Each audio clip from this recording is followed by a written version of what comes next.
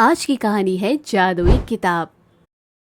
चंद्रपुर गांव में हरिहर नामक एक गरीब मजदूर रहता था, जो गांव की एकमात्र फैक्ट्री में मजदूरी किया करता था।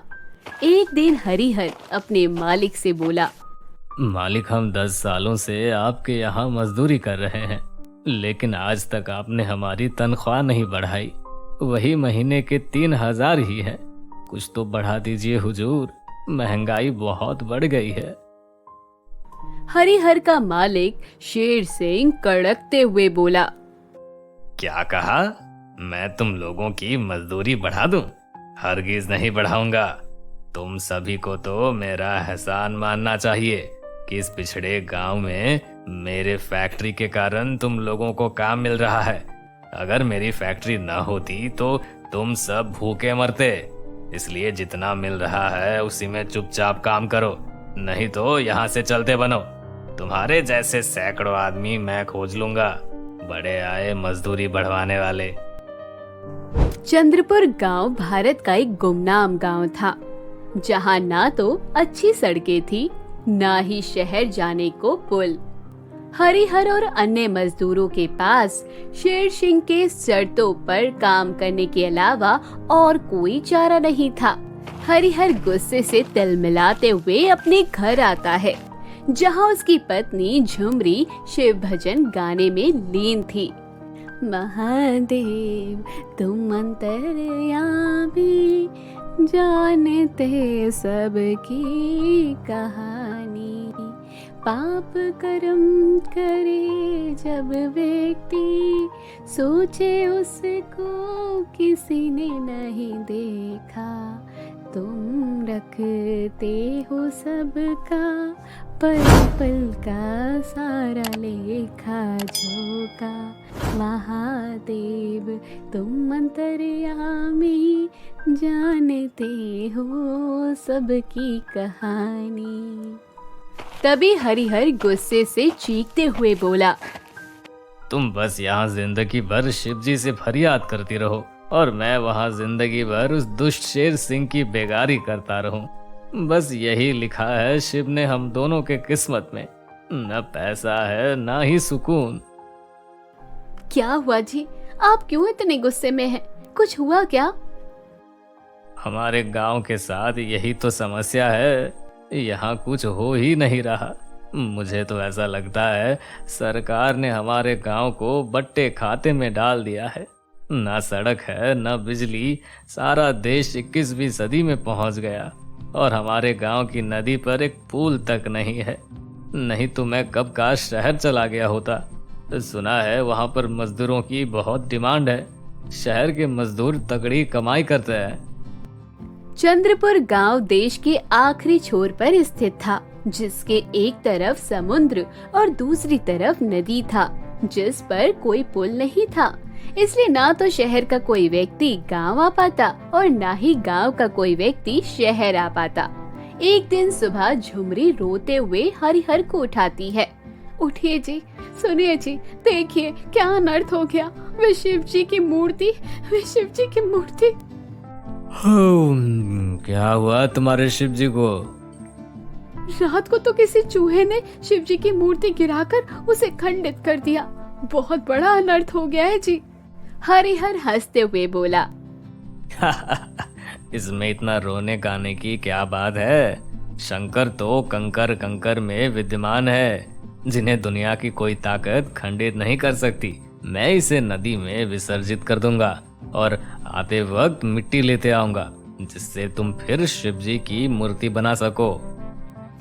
हरिहर शिव जी की खंडित मूर्ति लेकर नदी के पास पहुंचता है। तभी उसकी नजर नदी के उस पार बने शहर के बड़ी बड़ी बिल्डिंगों पर पड़ती है। वे गुस्से से बोलता है, अगर इस नदी के ऊपर पुल होता तो हमारे गांव का कितना विकास होता। फिर मुझे 10 सालों से गालियां सुनने के बावजूद उस दुष्ट शेर सिंह की चाकरी नहीं करनी पड़ती। मैं शहर जाकर खूब पैसे कमाता। हरिहर के अंदर पल रही उसकी सालों की पीड़ा भयंकर गुस्से का रूप ले लेती है और वे गुस्से में शिव जी की मूर्ति तोड़ने वाला होता है कि तभी मूर्ति बोल पड़ती है। हरिहर ये देखकर डर जाता है। सुनो हरिहर, जन्म, जाति और भोग ये तीनों पूर्व जन्म के कर्मों के फलस्वरूप ही प्राप्त होते हैं।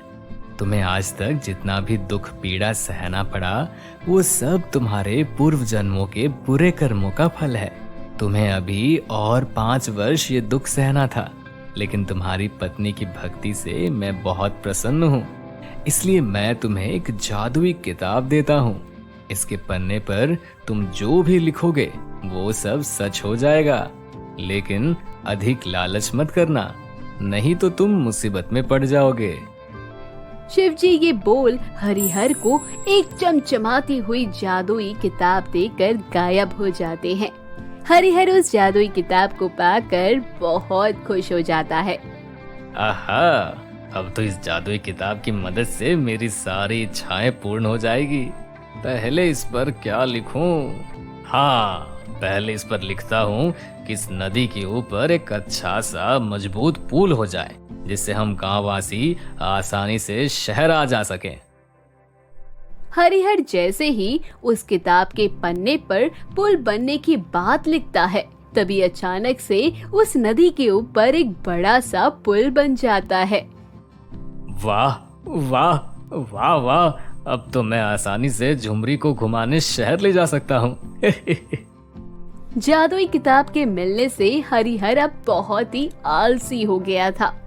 दूसरी तरफ नदी के ऊपर पुल बन जाने से धीरे धीरे शहर के लोग गांव और गांव के लोग शहर आने जाने लगे थे, जिसकी वजह से चंद्रपुर गांव का तेजी से विकास होने लगा और शहर की कई कंपनियां गांव में आकर खुलने लगी। ये देख शेर सिंह के पसीने छूटने लगे। अरे, ये किस कमबख्त ने नदी के ऊपर पुल बना दिया? मैंने जिन जिन नेताओं अधिकारियों को पैसे खिलाकर इस गांव में पुल बनने से रोका था, वो सभी निठल्ले निकले। साले सब किसी काम के नहीं है। मेरे सारे मजदूर तो शहर भाग गए। अब मैं अपनी फैक्ट्री कैसे चलाऊंगा? मैं बर्बाद हो गया हूँ। एक दिन झुमरी हरिहर से गुस्से में बोली, आपको मैं कितनी बार कह चुकी हूँ कि जाकर बाजार से राशन ले आइए, लेकिन आप हैं कि सुबह से खाट पर पड़े रहते हैं। मैं तो दिन भर आपको घर में देख देख कर उब गई हूँ। अरे झुमरी साहिबा, इतना गुस्सा क्यों करती हो? वो बात यह है कि बाजार के रास्ते में बहुत उबड़ खाबड़ जमीन रहती है, इसलिए मुझे वहाँ जाने का मन नहीं करता। मैं एक काम करता हूँ, जादुई किताब की मदद से अपने घर से गांव के बाजार तक एक जादुई सड़क बना देता हूँ, जो मेरे खाट को उड़ाते हुए मुझे गांव के बाजार पहुँचा दे। हरिहर जादुई किताब के पन्ने पर जादुई सड़क बनाने की बात लिखता है और देखते ही देखते उसके घर से गांव के बाजार तक चमचमाती हुई चिकनी जादुई सड़क बन जाती है और हरिहर की खाट हवा में उड़ने लगती है। चलो झुमरी, तुम्हें शहर घुमाए देता हूँ। अगर तुम अभी से शहर की चाल ढाल सीख लोगी तो अच्छा रहेगा, क्योंकि जल्द ही यह गांव भी शहर बन जाएगा, क्योंकि केवल एक सड़क गांव को शहर बना देती है। मैं राशन लेकर आता हूँ, तब तक तुम तैयार हो जाओ। हरिहर राशन लेकर अपने घर आता है और वैसा ही जादुई सड़क अपने घर से शहर तक भी बनाता है।